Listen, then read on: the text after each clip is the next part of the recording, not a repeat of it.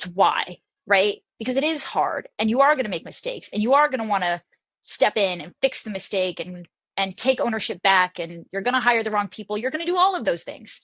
And it is so worth it because on the far side of that, you unlock the best version of your business, but also the best version of your life as a founder. And so my invitation to you is to keep going and to learn the skill because the prize is so huge.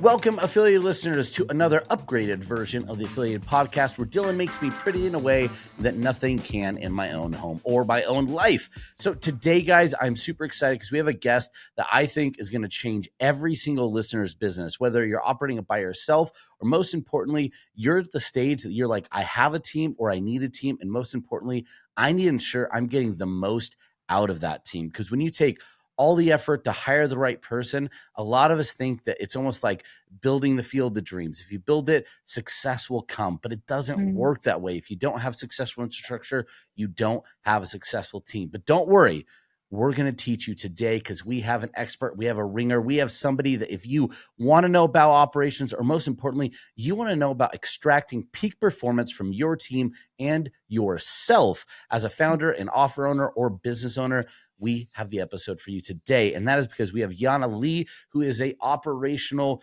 guru. She is amazing. I've heard her talk on stage. I've obviously had her help even our own team out. She does so many things and she is so brilliant. Not only is she great to talk to, she is about to give you guys really, really key information as we cover 3, maybe even a bonus 4th pillar that you need to know when you're getting the most out of your high performance teams. With that, let me bring her in as she joins us in gorgeous Miami. Jhana, how are you doing today? I am doing all right. It's one of those days, but we are rolling with it and we're having a good time. Yes. Well, you know what? You can never be that bad of a day when you were in South Beach, or at least That's South right. Beach adjacent, right? So, well, grateful to have you here. As what I want to do before we kind of jump into the thing we talked about, the pillars and really your expertise in making sure people get the most out of high performing teams. And I think that's such a huge promise. And any entrepreneur here, or even aspiring entrepreneur, has to listen to this. But just so people Yes. don't just have to take my word for how awesome you are, why don't you take a little bit and just walk people through your background, the awesome things that you've been doing, and really what you've been doing with Spyglass for the last 4.5 years, 5 years, somewhere in that time frame, in the 4 to Something like 5 year that. range. Yeah, something like I'm that. also losing count. Yeah. Yeah. So thank you so much for the kind intro. I appreciate it. And you kind of nailed it. I am a total and hopeless nerd for all things operations. And where that got started, I was living and traveling full time in a van, and I kind of whoopsied my way into becoming the COO for a marketing agency.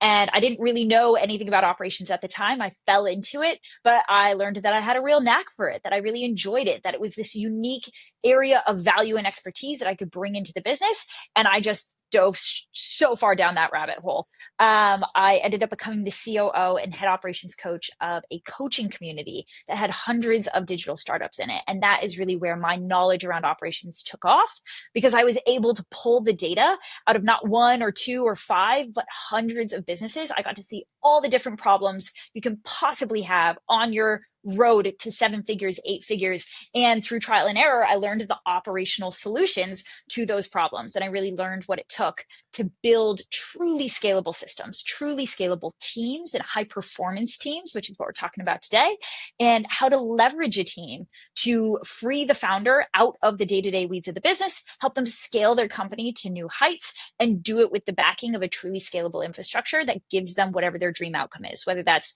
an exit or a lifestyle business. Operations really is the unlock and the key to all of it. So that is what we do now. I've been doing it for my own company for over 4 years and haven't looked back. It's been a ride. I mean, any story that starts off with success when you're living in a van down by the river, Down by the obviously, river, is just obviously. built for it, right? So, well, to be fair, you are obviously built to be an operational guru because you were living in a van. And van life is, if anything, an operational circus. That is definitely It is. masterclass of getting things done just to keep things going For all the sure. time. For those that haven't done hashtag van life, just know it's basically a sequence of various problems happening all the time on your way Yep. to some location. So Yep. that's amazing. Well, obviously, so you've seen so much, and I think one of the things I love about not only your own journey of falling in love with operations at the marketing agency, which already in itself is probably a logistical nightmare, right? Just because Mm, you're dealing with a bunch of marketers that decide to create a team together, which isn't necessarily operational high level. And then obviously now working with and then doing that with hundreds of businesses, and now doing yeah. it with multiple businesses, and continuing to see so many different things. And one of the things I love about that is that gives you operational truths that you've uncovered and Mm, learned over that time frame, which is what I want to talk about today. Some of the yeah. operational truths that come around high performance teams, because I think, and curious what your thoughts are on this. I feel like oftentimes when we get into some of these challenging times in business, and we've seen a lot of things change, we've seen Mm, traffic get more expensive, we've seen conversions go down because people are dealing with a lot of their own, fears of their pocketbooks, or, inflation this, inflation that, whatever it might be. It's just gotten more challenging.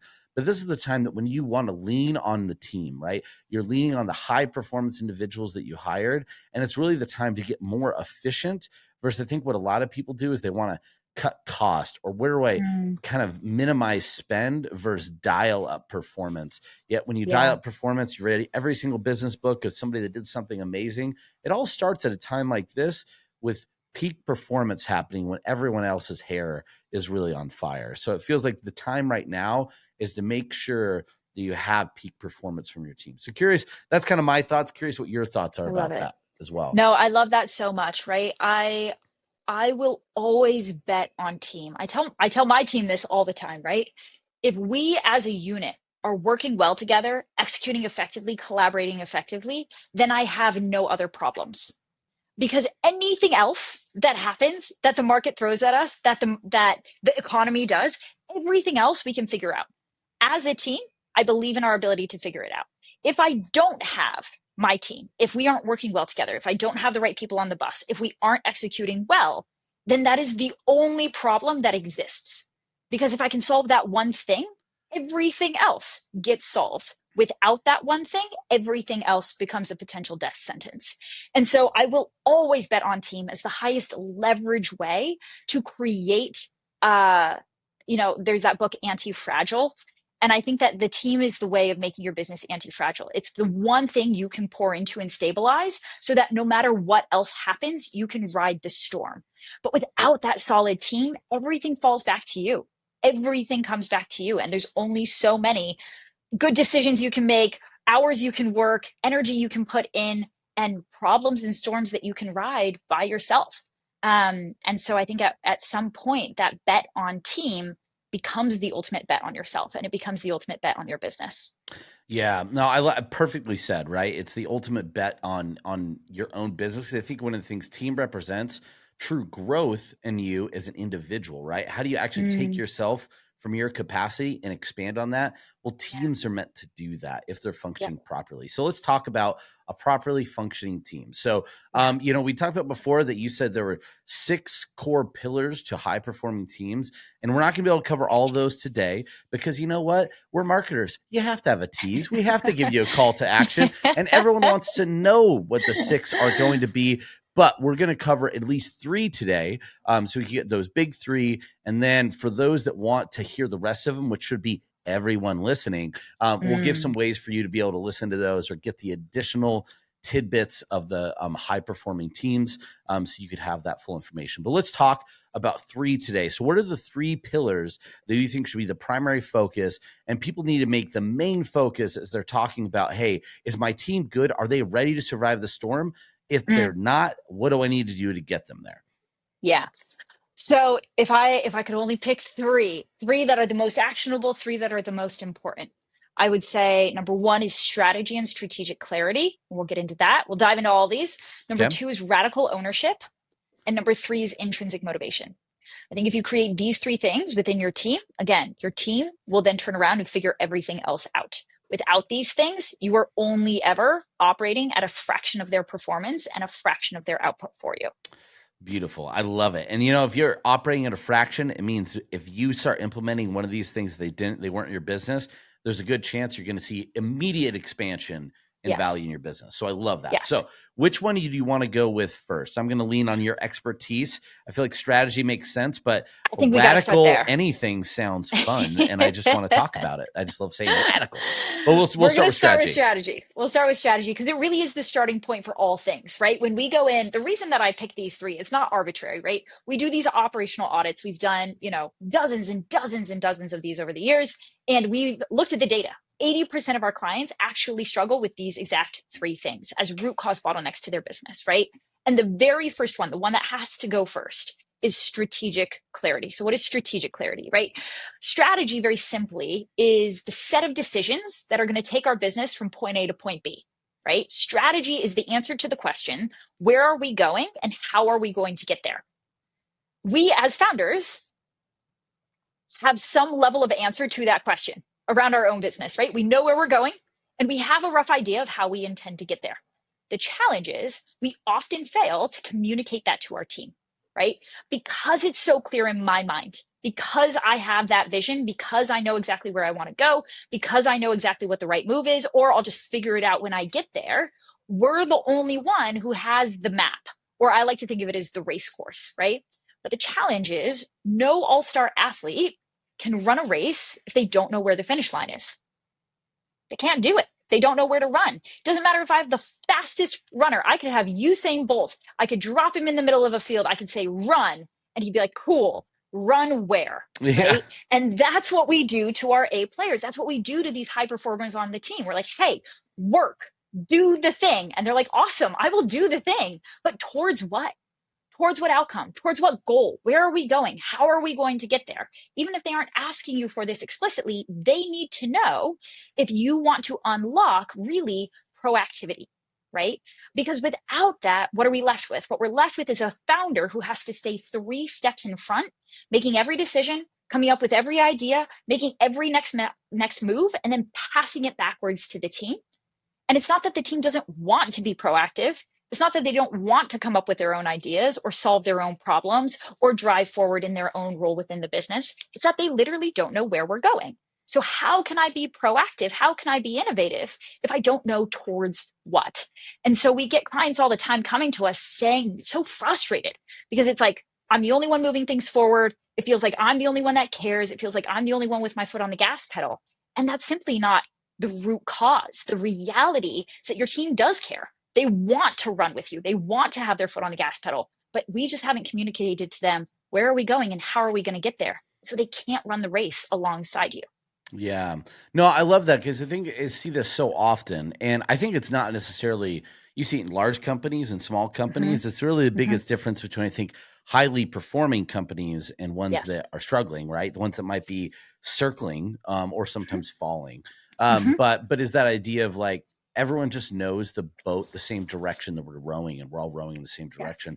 I would say I Yeah. see this commonly when it's being missed is offer owner or founder might go to say like an affiliate manager and they say, get me more traffic. Well, Mm, why? Right? Like that's already my defined job. So am I not already doing that job? And then there's a right. frustration when, at the same time they come back and we're like, well, I'm doing everything I can to get more traffic. When in reality, it's the offer technically actually is underperforming. And we're not Right. really understanding that because the vision's, well, traffic's going down. Well, why? We've lost this communication gap. And the Yes. founder's like, oh, well, I know I need to optimize this and I need more traffic to optimize, but that's not coming down. So it just gets really, really convoluted. And you see people getting frustrated because the goals are just being kind of smashed into each other, or just not being Totally. met. And so Totally. I wonder if people might feel like that's happening. Let me ask you, so like, what's the first thing that you need to look at in your business if you find that, from the top, I'm either having to pull my team all the time, or I Yeah. feel like I'm shouting into an empty valley. Yes, totally. So generally, there's one of two breakdowns. The first is either maybe the founder actually doesn't know, right? If we really sat down in a safe space and we said, hey, what do you want right now? Where are you going? How do you intend to get there? They actually wouldn't be able to tell us, right? And we have a Mm. lot of clients where that ultimately is the thing. They've got a revenue goal, but that revenue goal isn't attached to anything. It has no meaning. It was arbitrary because some coach somewhere or a competitor had a $10 million exit and now I want a $10 million exit, right? It's just completely arbitrary. Okay. So do we have a strategy that you're actually committed to You have clear conviction and understanding around, and it's aligned. This is such an important part. It's aligned with what you want as a human being and entrepreneur. I can't tell you how many times, Kyle, we have clients that have these huge, massive stated goals, right? I want a $50 million exit or a $100 million exit. And when we ask them why, they're like, well, I really just want to spend more time with my kids. And I'm like, yeah, but the business you have today could be as profitable as you want it to be, and you could spend all the time with your kids that you want. You don't need to 10x your company. So help me understand why. Why are we chasing this enormous goal when it's actually not attached to what you want as a human, right? And so that is a major point of breakdown, right? If the founder is not clear, we've just gotten so buried in the day-to-day weeds, or we've gotten so buried in the entrepreneur rat race that we've lost sight of what actually matters to us, where we are actually going, and how we actually intend to get there. Then we can't lead anybody else down that road if we're not clear in ourselves, right? So that's the first major breakdown. Let's say that we have a founder who's totally clear and has communicated it to their team. Where's the breakdown there? The breakdown there generally happens around, I understand this revenue goal. I understand how I want to get to it, but I haven't communicated to my team how they help me reach it, right? So I want to double by the end of next year. Fantastic. What does that mean for sales? What does that mean for marketing? What does that mean for client success? What, like, numerically, do you need to increase your lifetime value by 10%, 50%, or 200% in order for you to hit that goal? Does sales need to double? Does it need to 4x? What does sales need to do to help you get to that goal, right? So I might understand the race course, but my team doesn't understand their unique role, their unique value in that race. And again, without that finish line, without that understanding of here's what I need to take ownership for, which we're going to get to, number two, right? I can't take ownership for an outcome that hasn't been clearly defined. Yeah, yeah. Well, I love the both of those. One, I think it's very easy, especially I think a lot of founders start off with very clear vision and goal, and then you Mm, accomplish that. And now you're mm, left to come up with other ones, and you're like, well, right. I wasn't sure I would get this far. So now I'll just start throwing numbers out. And Totally. we kind of get to a point that, because you're building the boat while you're in it, going at a very Yeah. high speed, you Yeah. kind of forget that you want to stop sometimes and go, where is the boat heading? And do I Right. even like the direction it's going in? Or maybe the Totally. speed that we're traveling at, right? Like all Yeah. these things could be adjusted, but we kind of lose sight of being the captain. So I love that. And I'm going to press you for one thing that I think would be really interesting is Mm, just if you could give like maybe 3 questions that founders should ask themselves to yes. reframe and get to that, okay, what do I want again? Like, why did I do this? Right? Like, why am I here? Yes. But the Yes. 3 questions they could ask to reframe it. And then let's talk a little about the cascading goals a little bit more, and we'll transition that into radical ownership because I Okay. think those kind of transition really, really nicely. But yeah, what are the 3 I questions love they should that. ask? I love that. Okay. So if I had to pick 3 questions to just, again, create some clarity and create some traction for you and your team, is what I would ask. The first is I would fast forward your life and business 1 year into the future. And I would say, list out everything that is true and not true. What do I mean by that? What is true about your business and your life a year from now?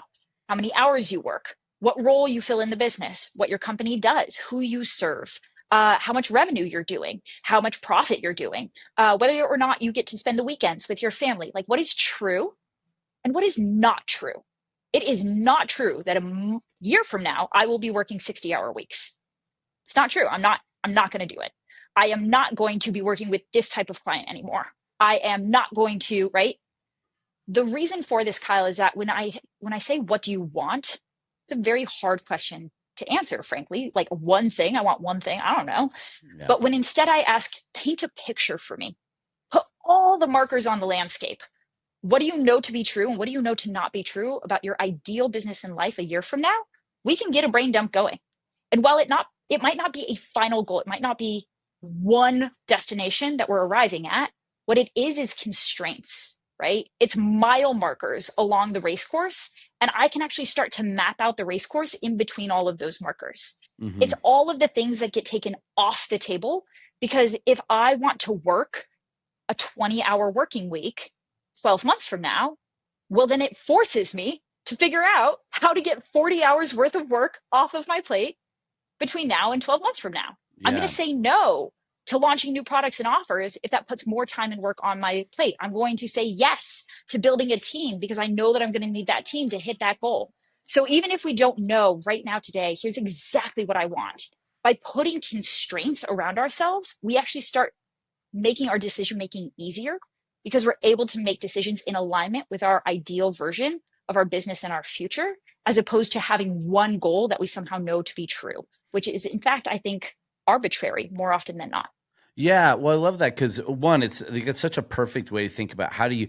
We all hear you can't see the forest through the trees. Well, how do you get Yeah, out of the trees to look at the right, freaking forest and see right, your pathway to grandma's house? Right? exactly. You need to pull yourself above and kind of look up at that. And I really love Yeah. what that's doing. And I think the flip side is. I really love when they talk about with atomic habits, the idea of Mm, goals. We mm, overemphasize goals mm, versus direction and process. mm. And I think one of the things I love about this idea of stepping back is if you get a visual image of where you want your life to be, that's a direction, that's a Yes, pathway. And the yes. goals are, like you said, just fitting into the framework of I like what you put is the frame, like basically the constraints to say, Hmm. here's where I could actually build a path. Because that Hmm. could be different and that might change as life changes or the constraints change and what you want Yes. change. And that way a goal could change as well, but a Yep. direction tends to be, I think, a lot more static. You tend to Yep. be kind of moving in the same direction for a long period of time, hopefully. So I Yes. love that. That's a really beautiful way to put this. So let's now talk a little about the team side. So that's getting your vision in there. You asked those Yep. questions. Well, actually, wait, you asked two questions. We What got was two the more third? questions. We Yes, got, two well, more. yeah. So yeah, let So, me get the other questions and we'll come back. I yeah. got too Yeah. excited. No, So, I know, me too. So the first is, right, build that ideal future yep. of your business that creates directionality. From that place, you're going to be able to so much more clearly reverse engineer a goal. Mm-hmm. The second question I would ask, we call this the North Star, and our clients hate us when we ask this question. The question is, in the next 12 months, what do you care about most? Mm. Speed to growth and revenue, profit, or freedom? Oh, wow. You really press them on which entrepreneurial thing they Really press actually them. care about, right? Yes. Because the reality is these things work against each other, right? So if Mm-hmm. I want the most amount of growth and revenue, what am I going to sacrifice to get there? I'm going to sacrifice profit. I'm going to reinvest all of my profit so I can grow faster. And I'm going to sacrifice time so that I can work harder to grow faster, right? Mm-hmm. If what I want is profit, okay, well, then I'm going to extract maximum cash. But what do I sacrifice for that? I sacrifice speed to growth because I have less money to reinvest. I sacrifice freedom because I'm going to keep myself in the weeds wearing more hats so I don't have to hire as many people and instead I can take that profit off the table. Or if I have freedom, what do I sacrifice? I sacrifice when I extract my time out of the business, I have to compensate for that by paying other team members to Mm-hmm. take things off my plate, to wear the hats. So that cuts into my profit. Or I will sacrifice growth because I'm not working as hard. So my company is not going to grow as fast. So Mm-hmm. what no entrepreneur wants to face is that these things work against each other, that you can actually only have one at a time. That doesn't mean that you can't have it all. It just means that these things exist in opportunity cost to each other. So Yeah. the only wrong answer is when we somehow tell ourselves the lie that we can have all three, all at the same time, all at once, Mm-hmm. right? You just can't do everything all at once, all the time. I feel like there's a movie The about worst. this, right? I know. Yeah, If I could everything, just, everywhere, all at yeah, once. if I could somehow just cross like time dimensional stuff, I think I could figure Totally. it out. Total. And if Um, anybody figures that out, let me know because my yeah, clients would love to hear that yeah. solution. But we can't. Um, yeah, no, but I love that because I think like what you're saying there, what's so impactful is it's what season of entrepreneurship you're in right now. Yes, Because each thing exactly. requires a certain season, a certain sacrifice, and it's okay. If you want Totally. freedom, maybe your business needs more growth to provide the freedom. So you need to be in that growth phase to the point that then we could reinvest for maybe profitability to then get to flexibility and freedom, right? It's a Right. pathway. It's what season you're in. So Right. that's awesome. I love that you press that. So what's the third question? The third question would be, what is the single most important priority and objective for my business in the next 90 days? Right. Gotcha. Okay. 90 So days. give them that idea of what do you need to focus on now, right? Yes, exactly. Right. And these questions get asked in order. First is, where do I want to be a year from now?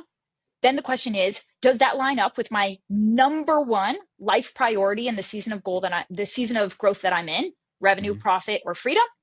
And then what is the 90-day objective that will give me the highest leverage, momentum, and progress in that direction towards that North Star, right? So if we ask these three questions in order, you're going to start to create clarity, directionality, and motion where before it did not exist.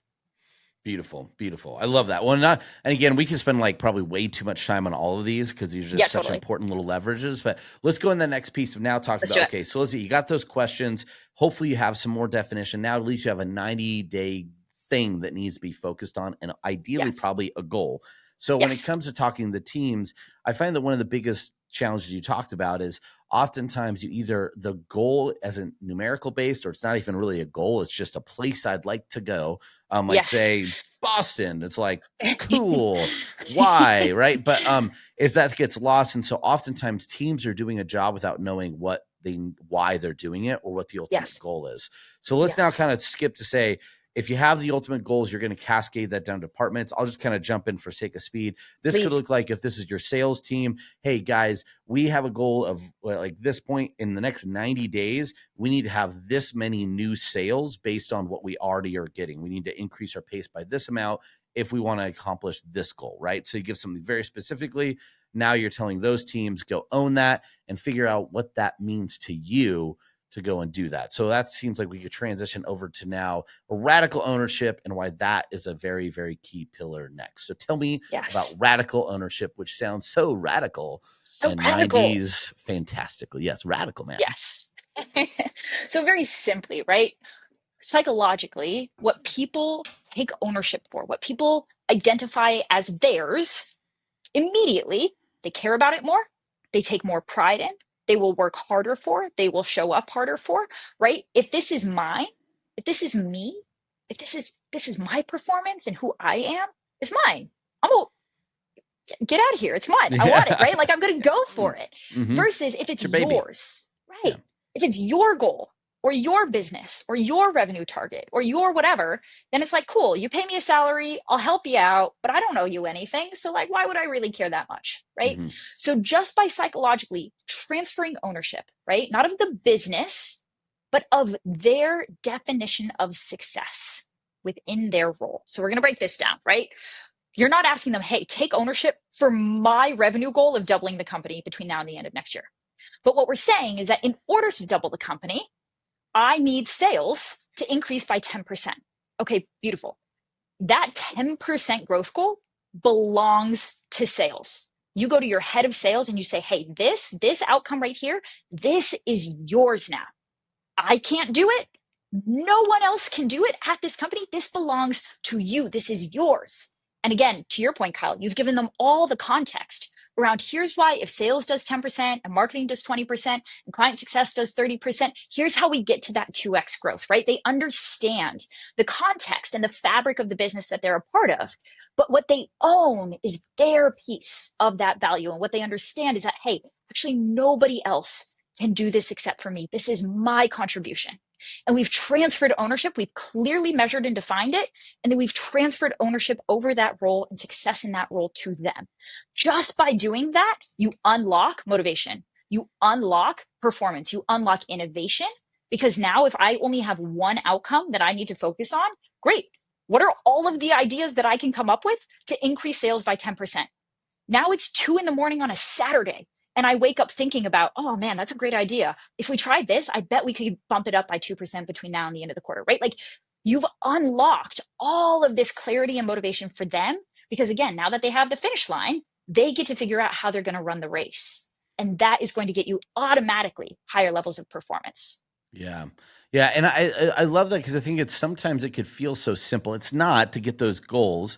But I think, Totally. like you said, if you've hired the right team, if you ask these people to be A-level players and just Yes. own their performance, with giving them an owned goal is kind of that's how you could unlock something special, right? Is just this Yes. idea of like, hey, this is yours now. And I've always loved it. It's one of the things that I know in any leadership position, I've always tried to bring it down to a goal that that individual has and how it fits with the team goal. So whether we have a team Yes. goal that fits an enterprise goal, guess what, guys? As a team, we need to accomplish this. What will you do individually to make Yes. up for that goal, and let's all manage this together, right? So Yes. I think it creates idea sharing. It allows people not to feel threatened by it, and it also creates Mhm. something where it's like you don't want to be the person that misses making the goal for everybody else. So it does create a Totally. group accountability. I love it. It's massive, but I think it's also something that a lot of people struggle to maintain and create a culture of that kind of Mm, accountability. So how do you yes. make sure that, you know, if you go to a team, let's use the sales department, say, hey, you need 10% on more sales, right? Like, Yes. how do you make sure that's met with the level that team now says, awesome, and they're thumbs upping and high fiving, like, let's go get that 10%. And that Yep. message continues to roll down to get that ownership, that radical ownership that you want, that leads Totally. to the higher performance, where someone's thinking about it when they're out antiquing and they're like, ah, this is the perfect idea to get 10%. Totally. Okay. I'm literally rubbing my hands. Like I get so I excited. Like I'm like know you're like Mr. masterminding this. I'm Burnings like, here. let's Haha. go. Yeah. You're asking all the good questions, Kyle. So here's where radical ownership gets really hard. Because what is ownership, right? Ownership means, in this sales example, you own the result of increasing sales by 10%. You own it, which means you own everything that goes into it. You own every task required and executed to get there. You own every problem and every problem that you encounter along the way. You own the decisions, critical, key, important decisions that will need to be made in order to get us there. You own the failures and the mistakes that happen along the path. You own all of it, right? And that is so hard because to give your team ownership over that thing means they will cost you money. Straight up. They'll make mistakes. They'll make the wrong decision. They'll drop a ball. They will mess up that client sale, right? So as a founder, I can say, and our clients say this all the time. They're like, Jhana, I tell my team to take ownership all the time. And then what happens? Then there's a whale client and you're worried that your closer's not going to close it. So you jump in, you save the client, you close them. And what have we done when we do that? We have robbed our team of ownership.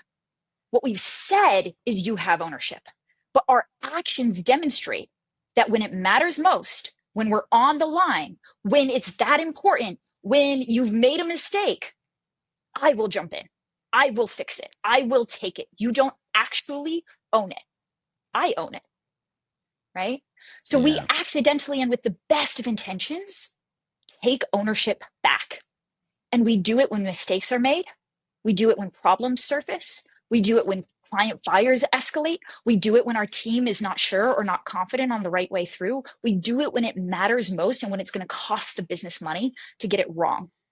But those are the most important times to keep the ownership with your team because those are the moments they learn.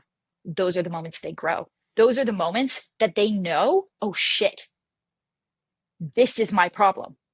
I have to figure this out. This is my decision. I have to make it, right? No one's coming in to save me. I really do own this. And those are the moments that crystallize what ownership really means. And that's actually where you unlock the highest levels of innovation and performance from your team.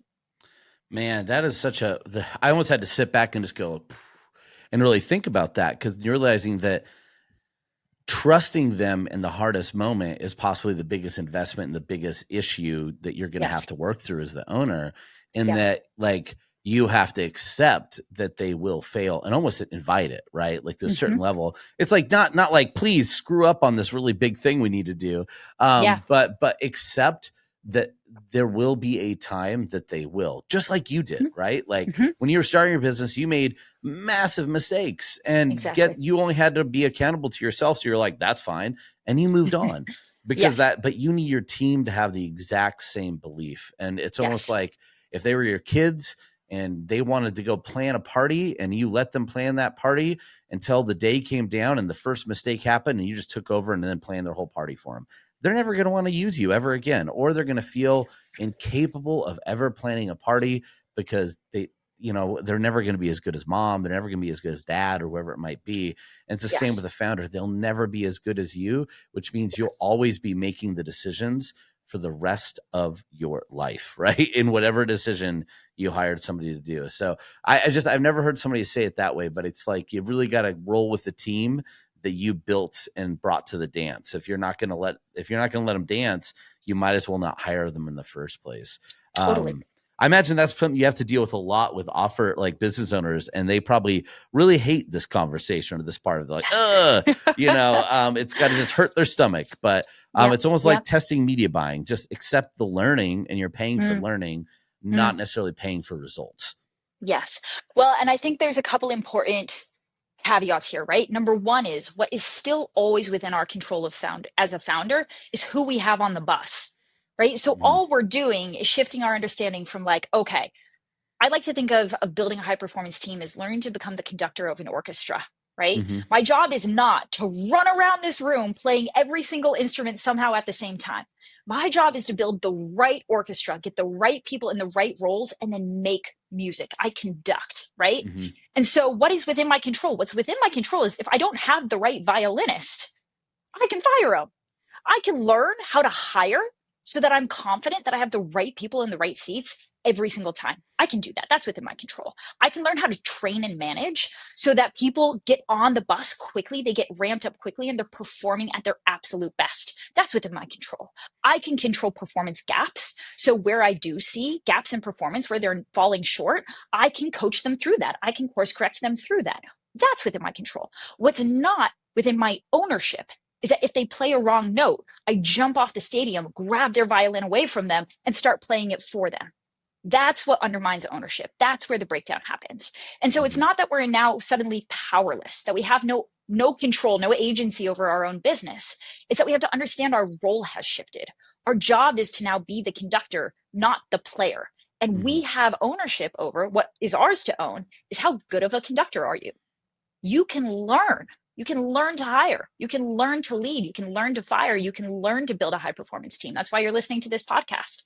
If you take ownership of that, then we can trust that, yes, our team might make mistakes, but I trust that I have the right person in the right role and they are worth the cost of learning, right? Yes, they're going to cost me money, but I will make that investment into them because I believe that they are the right person and that by learning from this mistake, they will repay that investment 10x over. So I will make that investment. When you don't make that investment is when you're like, yeah, but I don't even think they're the right person. I think I'm just going to fire them 3 months from now anyway. So why would I lose money on them? And in that world, yeah, why would you lose money on them? That doesn't make any sense at all, right? Yeah. So the caveat to this is we have to know how to get the right people in the right seats before we can trust them with radical ownership. Mm-hmm. Yeah. Yeah. And I mean, we won't get into why you might not trust your employees, right? Because that could be a function of you or your employees or Totally. both, right? There's a lot of Totally. things in there. And you might think, I Yep. can't trust the team. Well, it's because you don't communicate what your team needs to do. And they're like, well, we don't really know what more we could do. So obviously there's a Totally. lot that goes in there. But I love that it's an important thing. It's a shifting of mindset to shift ownership, right? And Yep. knowing that the captain is not the one that's, in the bird's nest trying to see all the Mm-hmm. things, right? But they're the Mm-hmm. ones steering the ship of where it needs to go and then Yes. trusting and hoping and ensuring that everyone else is doing their job, but with an Yes. idea you respect and expect them to do it. So let's go to the next one. And it's funny because I've been so obsessed with the radical ownership because it's a radical that I actually forgot the third pillar that we're going to discuss. It might have mentioned influence. I don't recall. So I'll let you You're tell very us close. You're what very the third one close. is. Okay. The third one is intrinsic motivation. Intrinsic motivation, of course. Okay. Yes. All right. All right. Of Tell us more course. about intrinsic motivation. Yes. Yes. Yes. That's what I was Yeah. thinking of Okay. the entire time, Jhana. There's That's right. nothing else around it. And I saw you, dude. You had it. You Yes. nailed Yeah. it. Intrinsic motivation. What is intrinsic motivation, right? Very simply, there is actually only one reason that someone would show up and give you their best performance, their best ideas, their most work ethic. There's actually only one reason that they would do that. And it's because they want to. We can't force anyone to give a damn. We can't force them to work harder. We can't force them to come up with great ideas. We can't force them to care. We can only inspire them. And then they can choose whether they bring it to the table, right? So intrinsic motivation is that it's I show up and perform because I want to. High performers all have this. Olympic gold medalists all have this. No, their coach isn't forcing them out of bed at 4 a.m. to train. They're getting themselves out of bed because they choose it, because they want to, because that's who they believe themselves to be.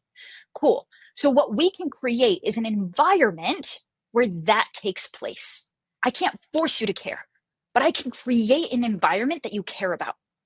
I can't force you to work harder, but I can create an environment where you show up and want to work harder, where you want to read books that will make you better at your job on the weekends, where you want to show up and give your absolute best. That's within my control as a coach and as a leader.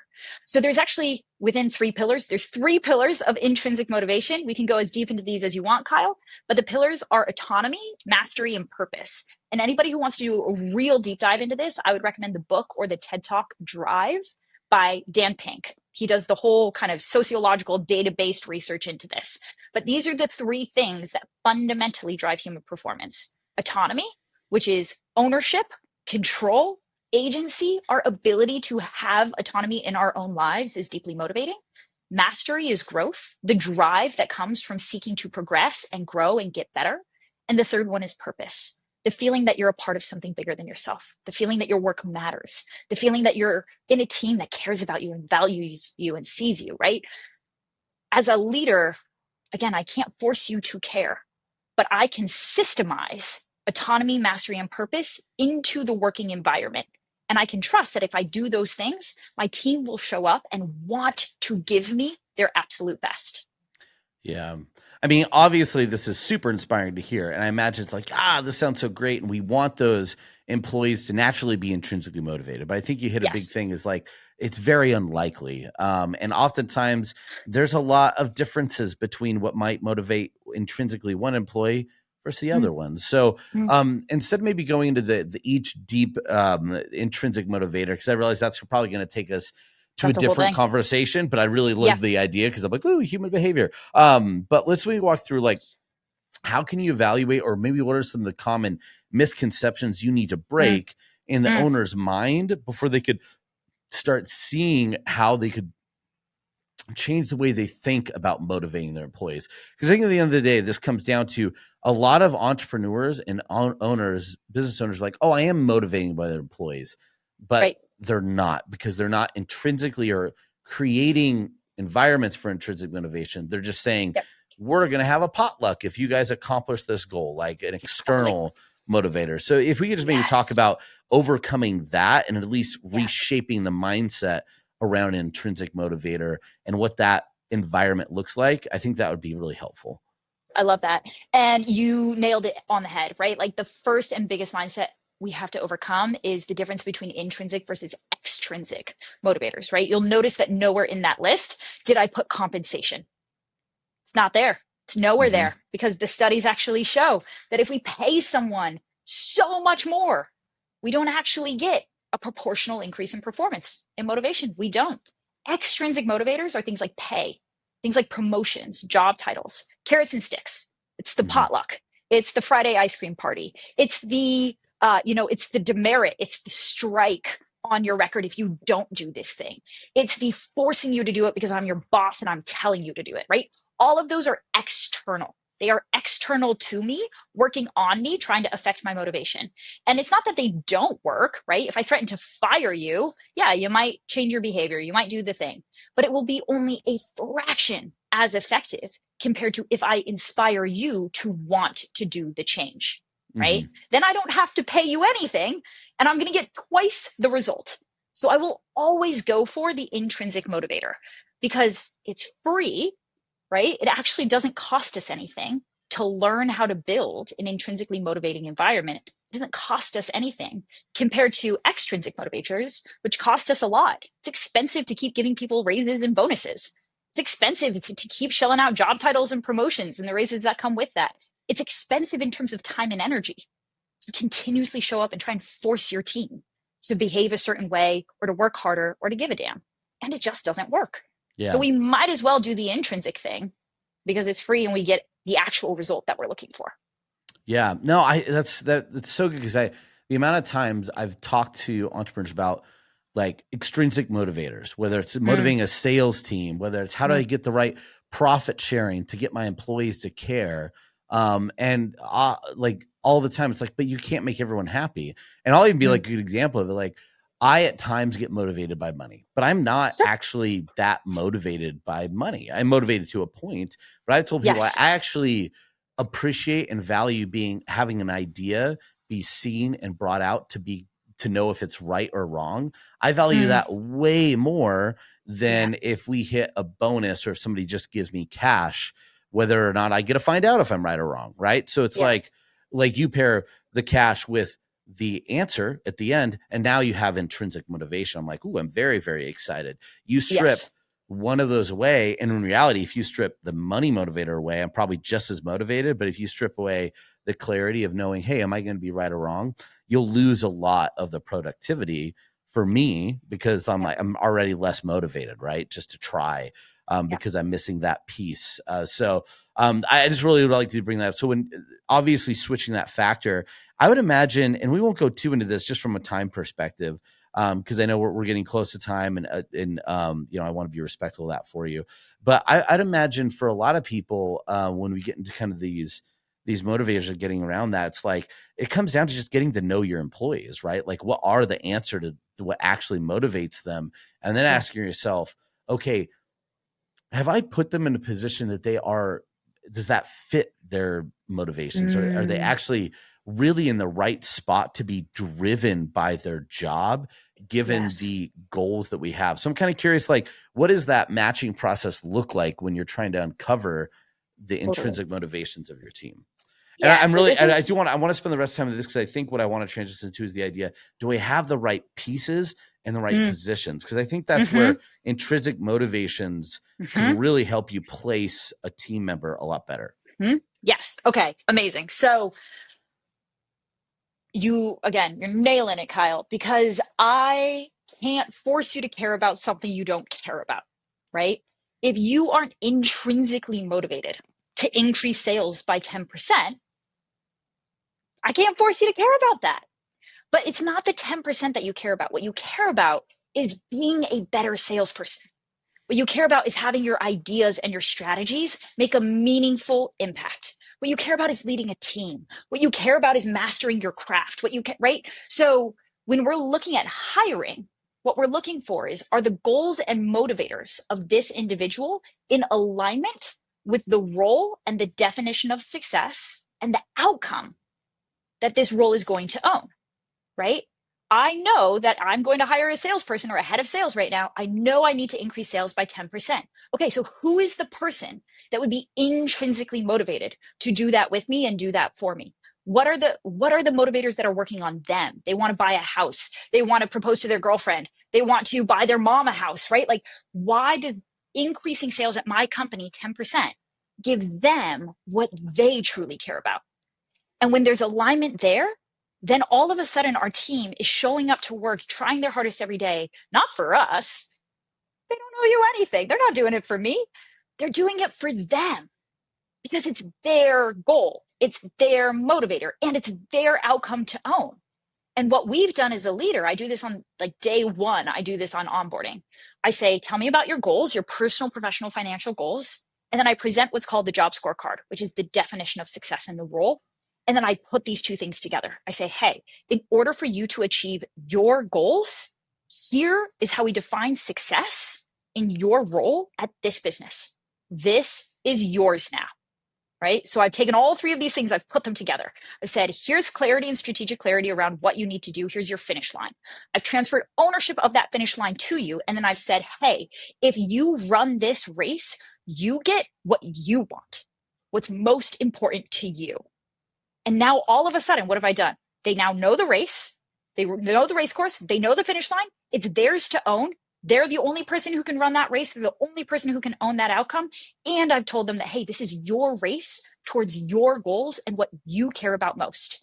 And I'm here to be your coach and to support you in running that race. Mm-hmm. From day one, I am hitting all of the check boxes because that's where I'm setting the frame and setting the expectations of why they should show up and give me their best. And Yeah. I've done all of that on day one. So now they just get to run. My job is to get out of their way. My job is to coach them and support them when they get stuck. But my job is not to motivate them. It's not to tell them what to do. It's not to micromanage them and make sure that they're doing all their tasks on time. It is to coach them and support them in running their race. I love that. Well, I love the switch of like what a coach truly is, right? Yeah. Defining coaching, that I think we look at, I have to manage a team versus I Mm, have to coach individuals towards a goal. Because that's really, yes, to me, like leadership is coaching at I agree. mass at the end of the day. And I'm coaching coaches to coach. And if you look at like professional sports teams, and I'll use football because we're coming on this season, they say the head of like a head coach of a football team is a CEO, right? They're Mm, not doing individual coaching. They don't have time to set the individual game plan every single week. Some do if they have that talent, that's what they need. But for the most part, what they actually need to do is make sure everyone's going in the same direction and right. everyone's doing their job and they're coaching the individual coaches to coach the individuals doing the actual thing, right? So Which in that, business are your managers. yes, exactly. So I think that makes Yep. so much sense. And one thing I was going to add to this that I think is really powerful when you're actually having these discussions, not just what is important in their life, but this has been a big thing that I learned, especially I was in call centers when I first got into management, and convincing people to show up and just do their job is it's really hard. Like it's Yes. probably one of the biggest things I learned about intrinsic motivation, because I bet. there's no external motivation I could get to have people show up and do this job. Like they had Mm, families, they had bills they had to pay, and we needed them to show up so they didn't get fired, right? All the yeah. external motivators in the world, they were capable of doing the job, they needed the money, and if they didn't show up, they would be fired and not have any of those things. Guess what? They wouldn't do show up. Yep. And if I Yep. just said show up or else you get fired, is never enough.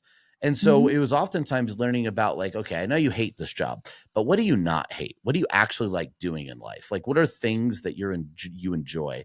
And sometimes you might find with your team members, there's things about their job they love doing and they don't even know why. And it probably correlates with something else they love doing in their life. And if you could bring that in into those jobs, all of a sudden it gives them a motivation to where they can make that connection. So it's sometimes just making the job and reminding them why this job is fun for them or develops Mm, them into their life is all the intrinsic motivation you need. So going yeah. back to what you said before, intrinsic motivation is great because it's free, right? But also, I think is one of the reasons people think they work for a great company is if they have a somebody that is intrinsically motivating them, it's because they feel seen in their job. They know they're in the right place. Their job is correlating to the company's positions and it correlates to their own personal goals all the time. It doesn't mean they love their job all the time. It doesn't mean they Mm, love the work that they do all the time. mm, Those things are impossible to ever accomplish, but their job makes sense to them and it fits in their life and they feel seen and purposeful at it. And I think that's one of the big things that you want to change is you don't want all your employees to feel like they're motivated because they have a goal. They should just feel mm, like they understand their existence at their company and they're motivated to work each day because work gives them purpose and value in life. I know that sounds crazy, but like that should be your goal is giving them purpose and value in this section of their life because it's a huge part of their freaking life, right? So yep. that's where you think of. I think when we talk about this, is like that's what you should think about with intrinsic motivation: is make your employees feel seen and valued at their job and the work that they do, and maybe oftentimes that means moving them into an entirely different position and role. I'll give you an example. We had a member of our team, a couple members of our team, they're on our account management team. They were fantastic at interacting and building relationships with people. You could drop them to a room and just people gravitate and they build all these great relationships. That was great for a portion of their job.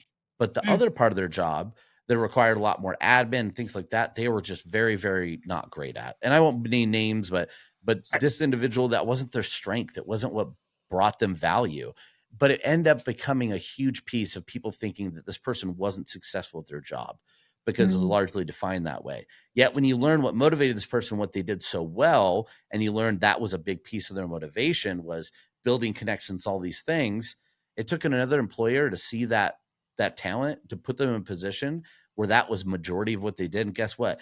Massive success from that right. individual. So it wasn't they were ever a bad employee. It was just an employee whose motivations and skill sets weren't aligned with the job they actually needed to do. So not to talk about this employee, but I always think there's a lot of times a bad employee is just an employee that really isn't being utilized appropriately. You hire them for a reason. They have skill sets. I think sometimes we do a bad job at just evaluating the skills or things our employees are doing.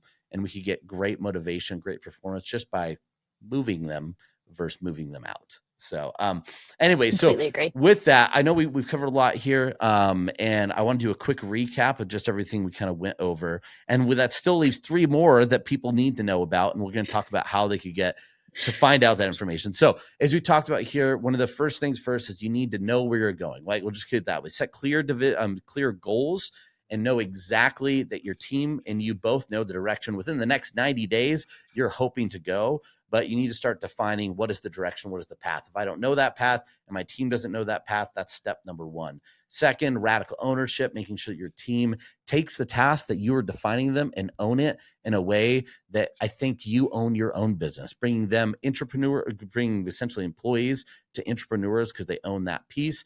And that last piece that I'm already forgetting again, is we'd find, Intrinsic intrinsic motivation. motivations, and we just talked about it. Can't seem to come up with that word. But intrinsic motivation. So making sure your team has the motivations, not that you have to pay for, but just keeps them contributing every single day, and we cover and define that clearly. So I think those are three big things. If you start tackling that in your business, whether it's with yourself, if you do not have intrinsic motivation, all those things, but I think more importantly, whether you're building a team or the team that you have, because I think you'll find here with this, either the people that are actually currently hurting your business and you need to exit out because it's bad for them and it's bad for you, or just maybe the loss of production that you have because you're not giving your team the tools to succeed. So, with that, I want to give you an opportunity. Is there any other big message? And then I'm going to talk to people how they can get a hold of you, how they need to reach out to you. We'll go into that piece, but it's just one big overarching message that you want to tell people today. If you could give your last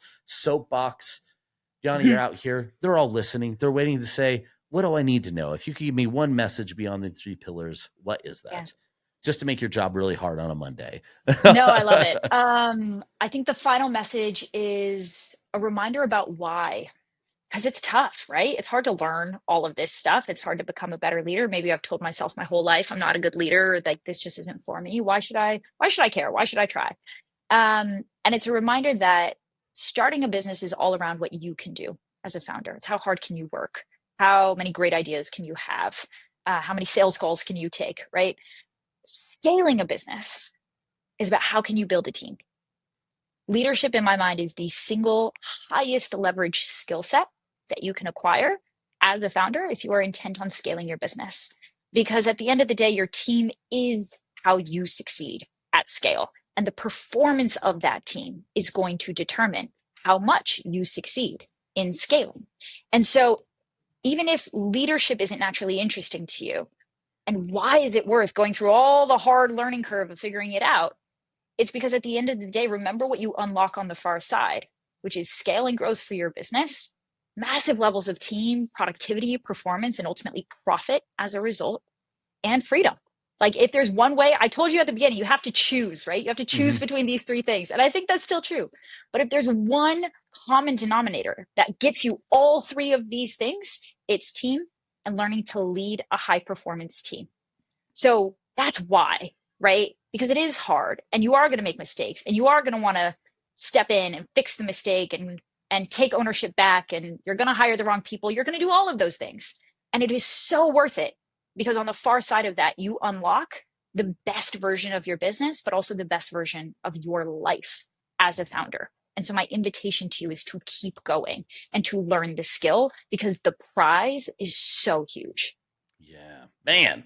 If that doesn't just light your Monday on fire, whatever day you're listening to this, I don't know what will, because that is awesome. So, and if we can't have one quack this episode, I'll give one with a good yeah, quack it up, right? So, no, that was great, guys. Really, really, and honestly, truly, I could not say it any better.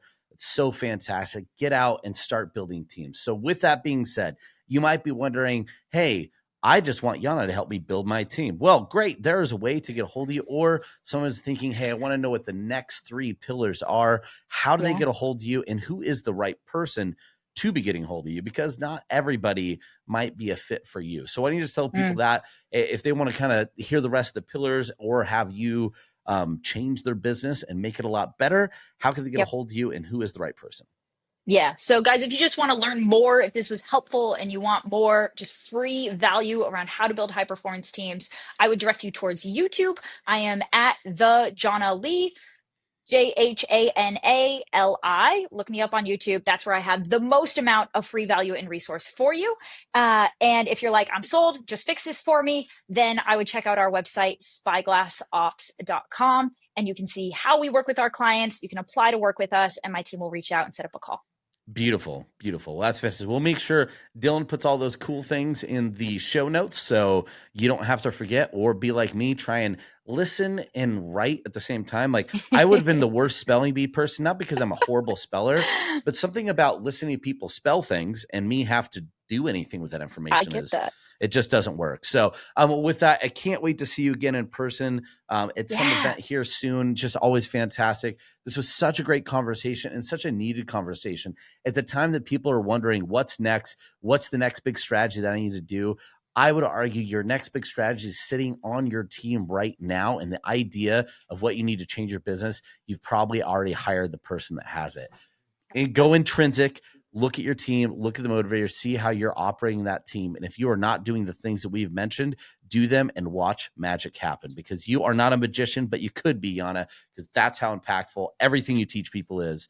And operations sometimes is the magic wand in businesses, and we see it all the time. So with that, please rate, review, subscribe, reach out to affiliated@clickbank.com with any questions, feedback, or anything you need. Thomas loves reading those emails and occasionally sending them to me because I apparently am illiterate when it comes to emails that come from Affiliated. But until then, guys, we really appreciate it. Hit the bell, do all the things, rate, review, subscribe that Dylan makes me ask, and he's going to prod me later if I don't say them appropriately. So keep me out of pain and do all the things that they tell us to do. Until next time, if Thomas is here, he would sell us happy scaling, but I want you guys to be safe out there. Thanks so much. Bye, everyone.